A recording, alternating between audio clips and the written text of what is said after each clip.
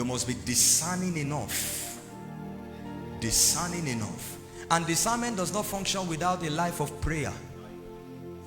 It takes being prayerful to be discerning. And for you to be prayerful, you will need to make it a lifestyle, make it a habit, round the clock.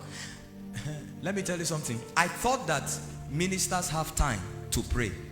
But as God began to increase my sphere of influence, I didn't have much time to pray like before again. I'm telling you the truth. So I had to devise another strategy to know how to pray. For instance, this is what I do some Sundays like this, especially when the Spirit of God quickens me and I know something needs to be handled. If I go like this, I don't go to sleep. I can stay watching a message or watching a documentary. If I don't sleep past 10 to 11, the sleep will come out of my eyes like tears. At that point, I can't sleep again.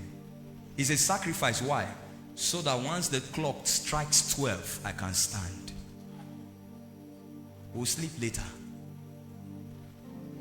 When you know that a generation is depending on you, when you know that a territory will depend on your rising, then you will awaken this night. I want us to rise up on our feet. We are going to pray.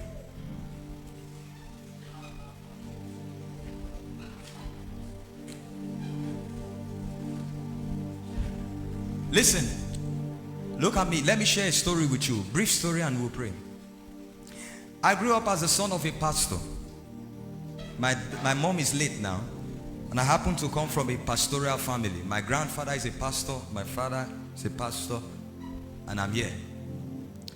But can I tell you who taught me how to pray? It was my mom. Every night we all run inside to sleep. She's outside. She say, I'm taking fresh air. When you go there by 12, she's praying. My mom could not speak in tongues. She died. But I saw how she kept the watch of prayer concurrently. My elder brother said it. I think he spoke. He said the same thing. And a day came when I looked at what she was doing at her age, and I had to advise myself that your generation will not hear you except there's something extraordinary about your life. That was how night prayer started for me, and continued like that. I learned spiritual warfare from my mother. I learned how to use Psalms because I heard her quoting it. So when she's binding and losing, she'll be quoting Psalm. I said, why do you like reading Psalm? Then I decided, okay, one season in my life, I decided I would read 5 chapters of Psalm every day for 30 days, except Psalms 119. And I began to see that that was the book of warfare. Because no one had enemies like David. Read it, and God began to open me up to dimensions in the spirit. I began to understand spiritual warfare. And one of the things I understood about spiritual warfare is that you must be strategic to win. In fact, prayer alone does not mean you will win in spiritual warfare. Not all battles are fought with prayer. Some battles are fought with silence. He told Joshua, tell the people to trek around Jericho 6 days. What were they doing? Quiet. And then on the 7th day, raise a shout. Battles is not about prayer. You have prayed and you are not seeing results. It's because you know how to pray, but you don't know how to fight. But God wants to give us the intelligence by which we can fight and command victories in our families. That when a devil enters your child and all of a sudden he begins to demean in his academics, he's going down, you don't know what is going wrong, you can enter into your warfare regalia and check in the spirit and know where the arrows are coming from and deal with it there. 5 years the devil struck me with deafness and dumbness. I couldn't talk, couldn't hear. I was mad. 5 years. I'll bring the picture and show you. They withdrew me for school for 1 year. This me that is shouting now. Deaf, dumb, mad. It was my mom and my dad that entered the house one night, closed the door. I don't know what they did. The next day I woke up and spoke. It was years later they told me, when I gave my heart to the Lord, I say, this Satan, you will pay back. You need to learn how to fight. Sometimes the enemy will come using people around you. Listen, every time you find malice around you, you find people hating on you. See, you have touched something in the realm of the spirit. And because Satan is only a master of the flesh realm, he wants to bring you down, because the way an eagle can lose to a snake is when he stays on the ground. You need to learn how to take him to your own realm. So the Bible will say, do not be angry. It says, do not be quiet. It looks like you are a fool, but you are disarming the enemy. They asked D.L. Moody, why is it that you don't even know how to speak good English when you preach? He said, because all my good English are spent in prayers.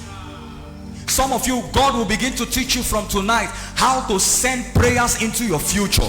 That you see, listen, there are battles that will come in 2 years time. You can fight from now, secure the victory, and 2 years later the devil will come and find you on top.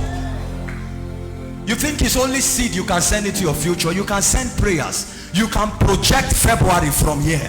You are about to get married. 6 months to your marriage, you and your fiancé, you don't understand yourself again. Get ready for war, because Satan has seen the family that is about to come. He has seen that your first child will be a prophet unto nations. So fight them from even coming together. But that a woman will rise in this place and say, I must take my generation as a storm, and I must be who God has called me to be.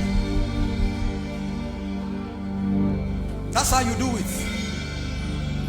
Yesterday I shared with you about my warfare. Next week, the warfare dimension of wealth. Don't miss it. Oh, I will share some powerful secrets. I will show you how by spiritual warfare there are certain victories you will gain. You can push your family out of penury into wealth. And if it was not possible around your locality, you will be the first to make it possible. If you are here, I want you in the next few minutes, lift your voice, pray in the spirit right now. I sense an air of warfare. I sense a battle cry in the spirit right now. Something is changing already in your life. Something is changing already in your life. Pakoporosika patayege embarusa tekaba sheketi la bahara subia